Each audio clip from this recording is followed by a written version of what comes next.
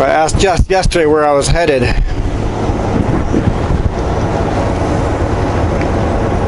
She goes, Vancouver.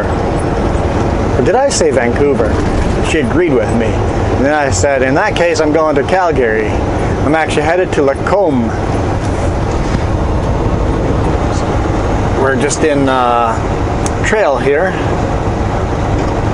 And then we're gonna head north to Klesnikoff, north of Castlegar, load there, head over to Lacombe, Alberta.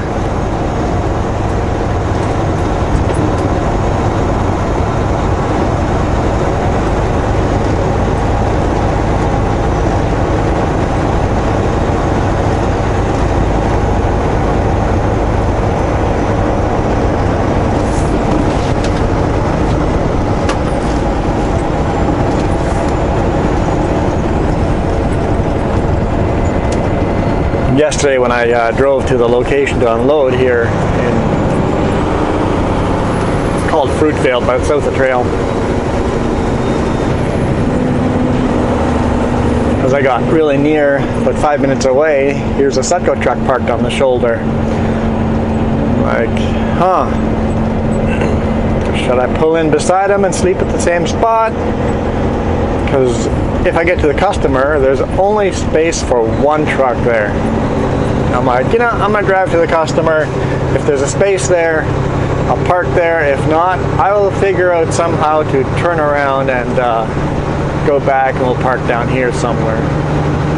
Got there, there's nobody there, and it's like, ha, scooped ya. Ended up being a buddy of mine. He pulled in while I was still parked at the gate. So he just parked on the road, four-way flash was on for about 5 minutes before they came and opened the gate. Totally scooped him.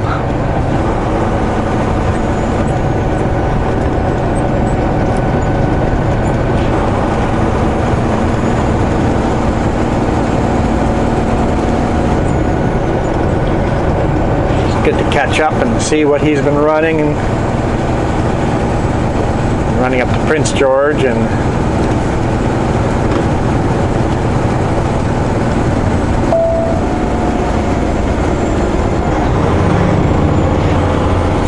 some good runs as well. This week his daughter's with him, so hopefully he gets some good long runs. Along with like this yard we go into here, the road is pretty narrow to get to. Not like the narrow stuff that I've been dealing with the last month, but still fairly narrow. You have to take the full highway to make the corners. So it's nice when you get a passenger, they get to experience the narrow stuff and the long haul stuff.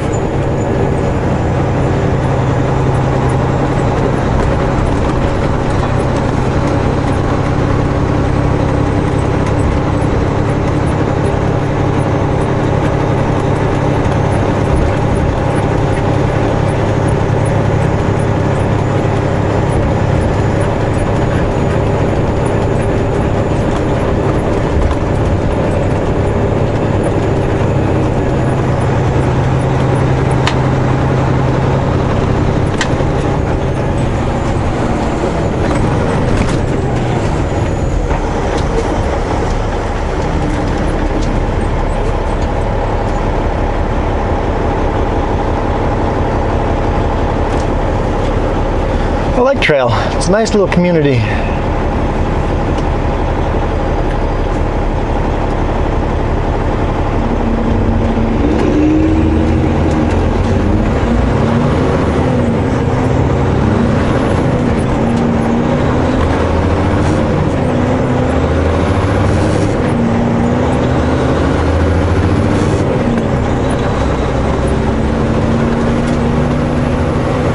It's an old community.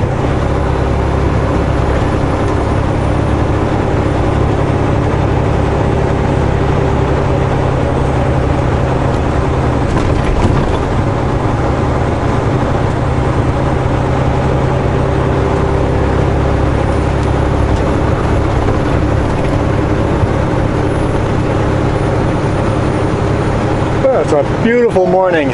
Last night when I pulled in, I'm like, I'll jump out and undo all my straps. 38 degrees Celsius outside. I'm like, nope, I'm not gonna do my straps. But I'm parked on their driveway and there's residential right next to it, so I can't idle the truck to keep AC going. So I just rolled the windows open, put in the bug screens, had a fan in here, and that was fairly comfortable. With the air moving, it's okay. And of course I was parked under the shade, so it started cooling off pretty quick. Yeah, I'll never pull in and park there if I know I have to idle.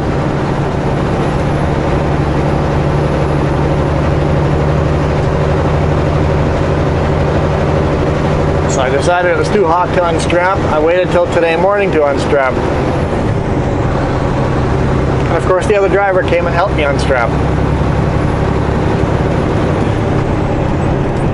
Unstrap at 38, 39 degrees Celsius or at 17, 18 degrees Celsius. Yeah, it's nice and comfortable today morning. And I'll get loaded here in an hour or so, so once again I'll be loaded before it's miserably hot outside and get to drive all day, don't have to work in the heat. Having said that, I did have to load that load yesterday in the boiling heat in Creston. Yeah, that was hot. And there it was 41, 42.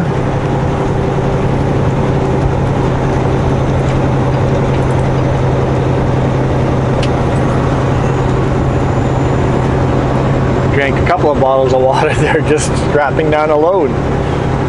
Like, I couldn't work in this heat. I know when I was younger I did.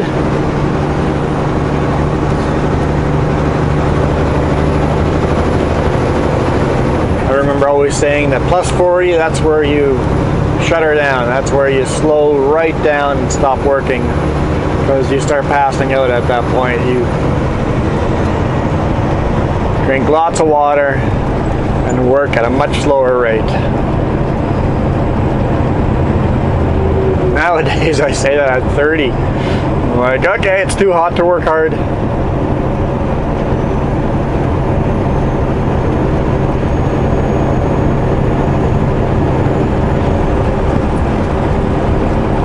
And yes, truck driving does require a lot of physical labor. Okay, not a lot. It requires a lot of strength. And the physical labor is always short bursts. So a lot of guys can get injured because of that. You're sitting in your truck for hours, get to a location, jump out and do hard work. Those straps are not easy to put down, and those tarps are heavy. People are surprised how heavy those tarps are. I've had forklift drivers go, here, I'll move that tarp for you, and they pick it up and it just, never mind. Because these are heavy. Like, yeah, they are heavy. Forklift drivers always offer, the ones that know how heavy it is, they offer to lift them up to the top, to the deck with the forks, and I always decline. If it's plus 30, 35, 40, I'll let them lift the tarps up there. But any other time, I'll do the lifting.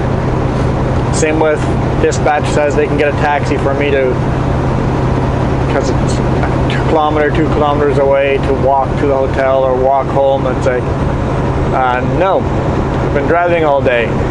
I need as much physical activity as I can get in. So I'll take every opportunity to get in physical activity. I will move those tarps by hand. It's my exercise of the day. But yeah, the trick is to stretch. Jump out of the truck and go? No. Jump out of the truck, stretch a bit, get those muscles a little bit loosened up, and then go, because you can really injure yourself by jumping out of the truck and going.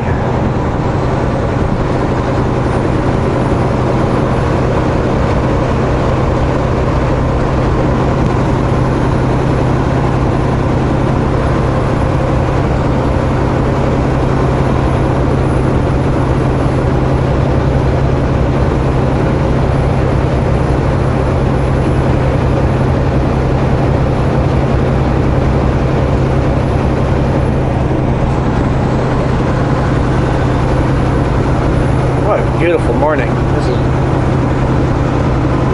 I wish Jess was with. This would have been a fun last 2 weeks.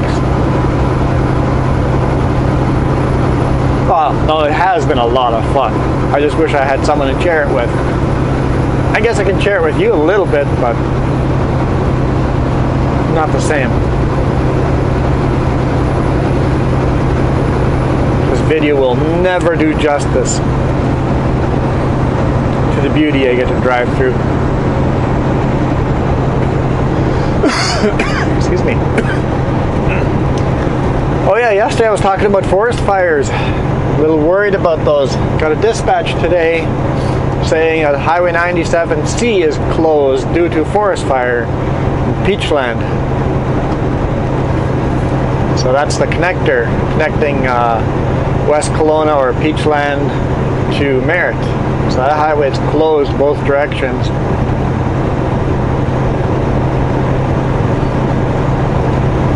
Now once again today I'm not getting anywhere near home, so I don't know what the Okanagan looks like or feels like. Jess says it's forecasting to be cool down a little bit on the weekend, but I know they forecasted that last time I was at home on the weekend and it didn't cool down. So hopefully it cools down a bit. So far forest fire season is really late because of how wet the spring was, so that's really good that forest fires are starting now, but they're starting a lot later than they. So that's good, but it's getting fairly dry now. But I don't see us having a lot of forest fires because you still see a lot of green here. The Okanagan is bone dry, so the Okanagan's going to get forest fires. Hopefully they keep them small. So I'm hoping we have a blue sky this year. I mean, you can see the haze slightly in the background, but hoping that we get to keep blue skies. So far, since I started trucking almost 3 years ago, we haven't had a serious forest fire season in southern BC yet. So you guys haven't had to see me driving through thick smoke, which is awesome. That is a good thing to complain about.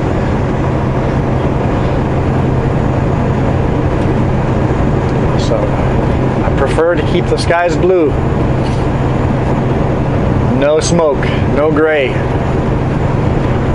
Yeah, one of the only beautiful things that happens with forest fires is beautiful sunsets. I guess the other beautiful thing happens with forest fire is the revitalization of that forest.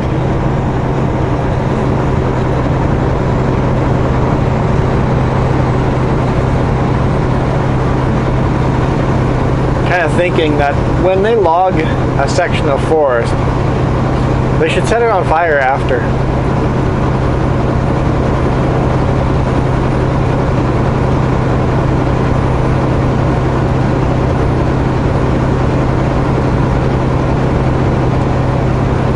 Log a section of forest, build a big road around the forest, a safe barrier, wait till it's not a windy day and then just light that whole section on fire,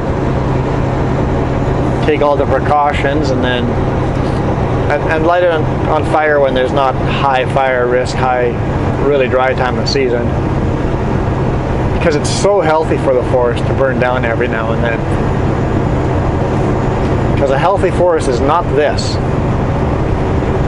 Just trees, trees, trees, trees. A healthy forest is meadows here, trees there. Sparser trees, much healthier forest. A lot better for wildlife, for all the other plants and stuff like that. So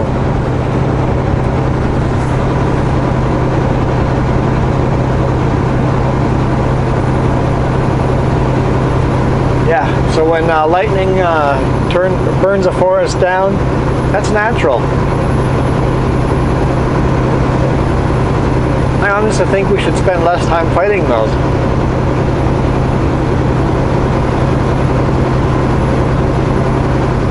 Yes, protect people and our households.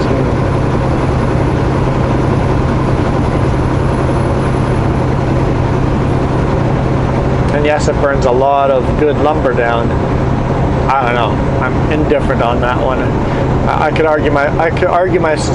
convince myself either way that there's positives and negatives on both sides of that. Serious positives and serious negatives on both sides of that. Forest fires are natural, very healthy for a forest.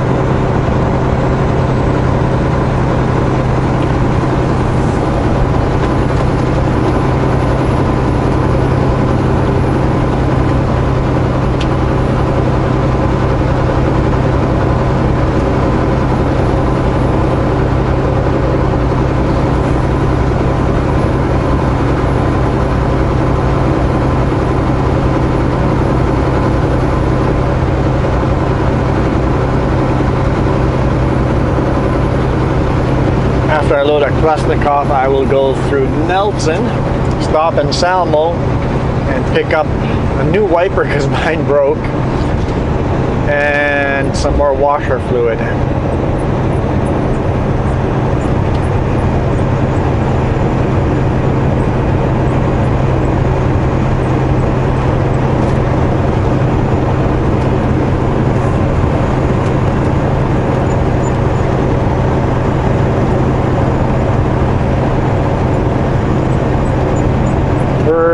Just over half a tank of fuel. I don't think I'll go fuel up. I'll save that for further down on the road. Be a little more efficient that way. I stopped at Walmart yesterday and bought myself a jerry can, 10 liters. I'm going to fill that up with DEF, and then from then on I can run a lot longer distances without worrying about DEF. I don't have to fuel up early to make, I don't have to think about, okay, the next fuel station has to have a DEF.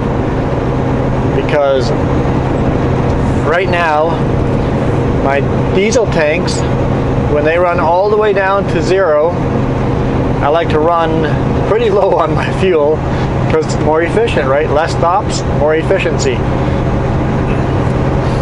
In the summer, I run it lower than in the winter. In the winter, I'll keep the fuel tank a lot fuller, but in the summer I run the tank really low. It's not uncommon for me to put in 800 liters of fuel.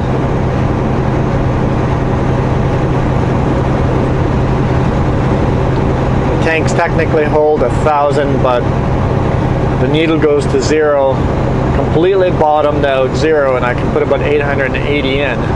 So I don't know if there's still some diesel on the bottom and how long I could drive where the pickup is for the diesel. So when the needle gets to the bottom, I usually like to fuel up once I hit 1/8 of a tank. But anyway, when I run down to 1/8 of a tank and fill up again, the DEF is below half a tank. Quite a bit below. So really, the DEF lasts 1.5 tanks of diesel, and a lot of fuel stations don't sell bulk DEF. So that means I have to time out every fuel station to have DEF. If not, when I run out the first time, I'll top off on diesel, not DEF, and then I can only run a few hours before I need to stop again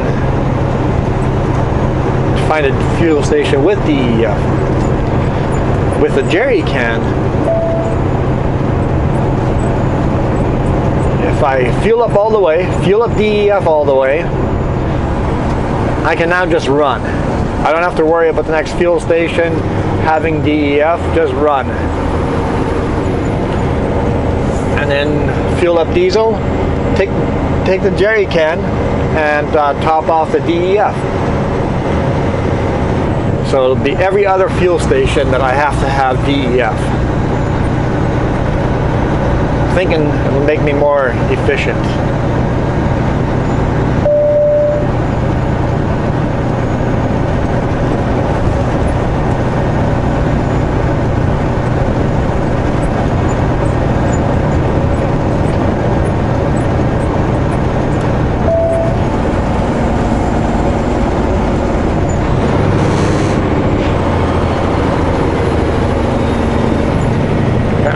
going down way below the speed limit. That's okay.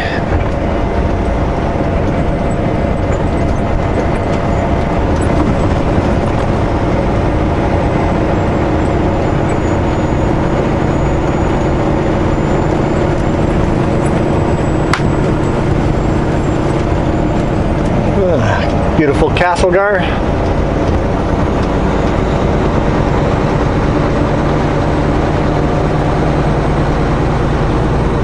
Yeah, at this point, I might just make this a one-take Wednesday. We plan on going camping this weekend, so try to keep my editing of video lighter than normal.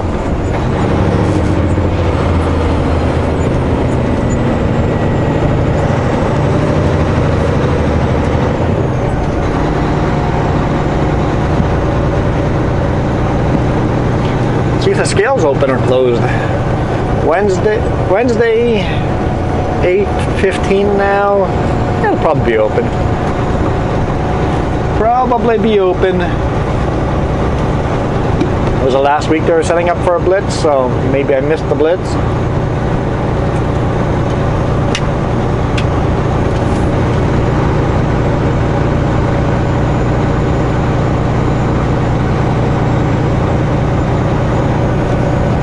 Been a year and a half since my last level 1, so level 1, level 2 full inspection, 2-hour long full inspection.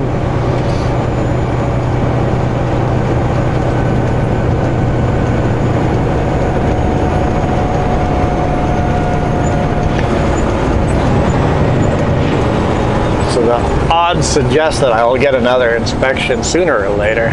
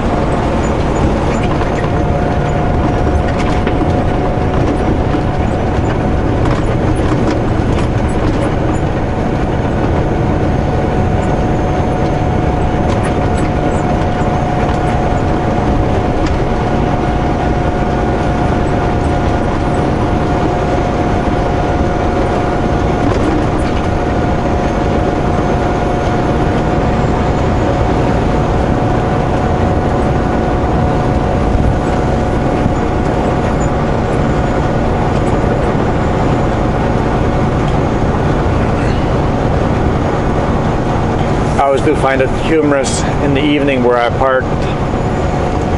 Same with where the other driver parked. Anywhere we park,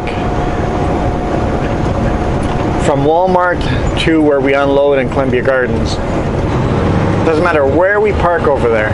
Any pull out, there'll be a vehicle. In 400 meters, turn right on Highway 3 East. They'll drive by a couple of times and always honk their horns. Somebody local there, probably a farmer because it's farming area, doesn't like us there and thinks honking at night is going to disturb us.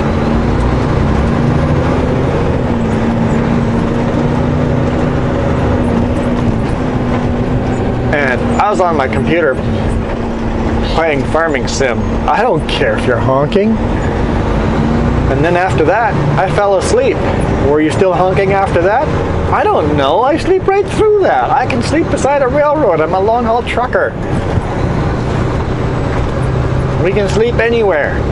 You honking would not wake me up. Turn right at the traffic light.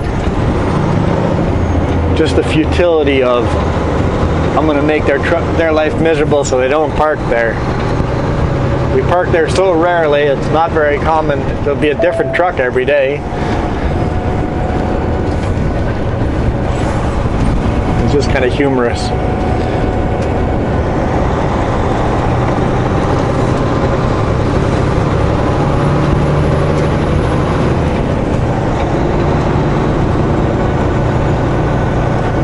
In 1 kilometer, take the exit on the right to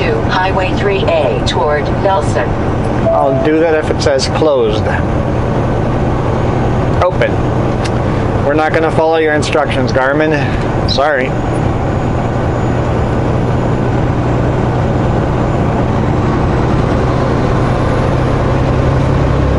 800 meters, take the exit on the right to Highway 3A toward Nelson.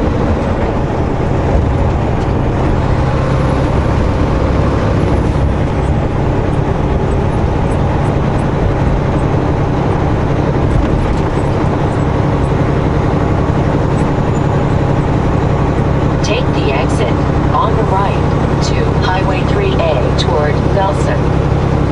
Hey, he can't do that. Oh, he might, if he's registered below a certain weight, he might be allowed to do that.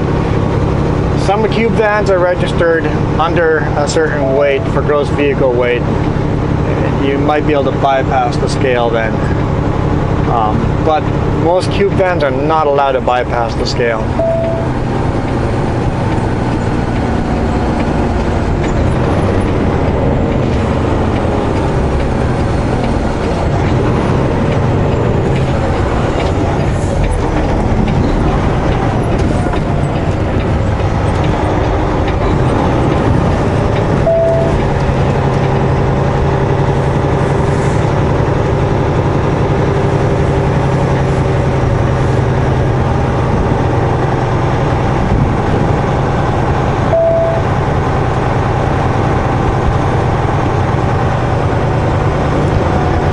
Since I'm empty, I don't have to go over the actual scale. They prefer you to go bypass it so it doesn't wear the scale out as much.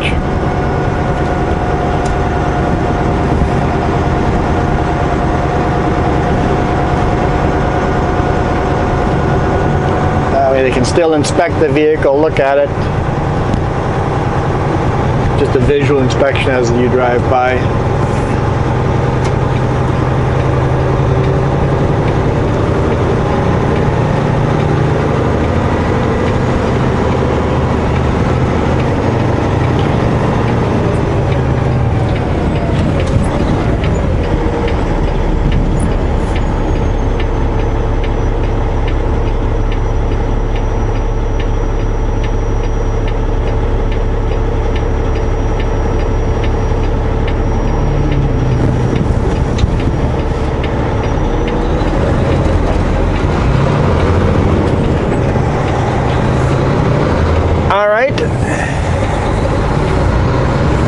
I'm going to let the video just roll out and let it end where it ends.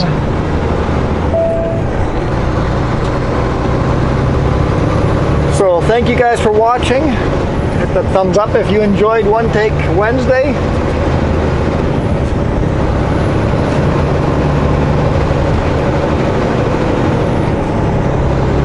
Take the exit on the right to Highway 3A East.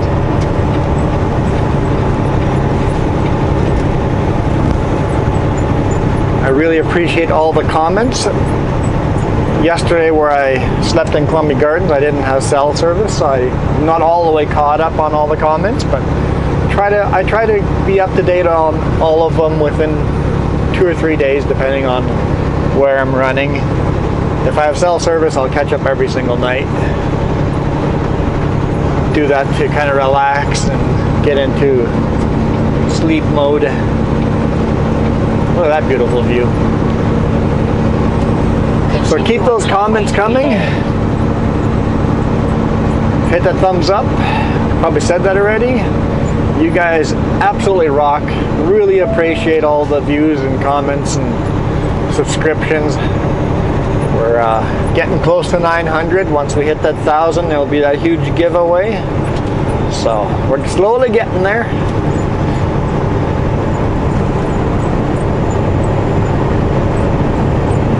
Adios.